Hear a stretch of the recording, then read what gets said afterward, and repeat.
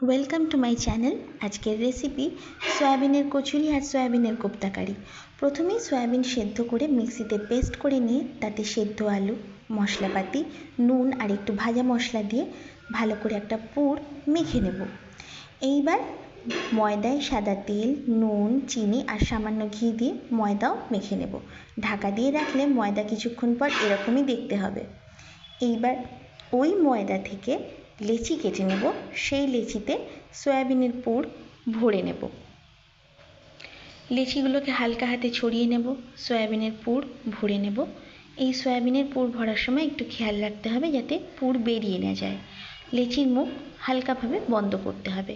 সাদা তেল লেচির গায়ে লাগিয়ে নিয়ে ধীরে ধীরে চাপ দিতে হবে, তাহলে ভেতরে পুর ছড়িয়ে যাবে। এইবার প্রত্যেকটা লেচি ধীরে ধীরে বেলতে হবে, তাহলেই হবে সয়াবিনের কচুরি রেডি। অন্যদিকে সাদা তেল গরম করতেও দিতে হবে। ঠিকমতো গরম হয়ে যাওয়ার পর তারপরে এই কচুরি ভাজার পর্ব। প্রত্যেকটা কচুরি ভাজার সময় একটু অপেক্ষা করতে হবে। তেলটা ভালো মতো গরম হয়ে গেলে যদি কচুরিগুলো দেওয়া হয় তাহলে গোল্ডেন কালারের কচুরি রেডি হয়ে যাবে। একটার থেকেও পুরো বেরোবে না, পুড়েও যাবে না। তৈরি হবে ফুলকো ফুলকো খাস্তা সয়াবিনের কচুরি। এইবার যে পুরটা থাকলো সবটা তো আর কাজে লাগে না, বাকি পুরটা দিয়ে করে নেব সয়াবিনের কোপ্তা কারি।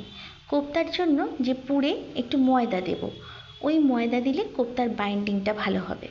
তারপরে কোপ্তাগুলোকে ভেজে নেব, আর তারপরে একটা আলু দিয়ে আর একটু নারকেল কোড়া দিয়ে একটা তরকারি বানিয়ে নিতে হবে, তাহলে খুব ভালো খেতে হয়। এইবার ওই কোপ্তাগুলোকে ওই তরকারির মধ্যে দিয়ে দিতে হবে, তাহলে কিন্তু অসাধারণ সয়াবিনের কোপ্তা কারি রেডি। পুরো ভিডিওটা যদি দেখে থাকেন তাহলে অসংখ্য ধন্যবাদ। আবার দেখা হবে।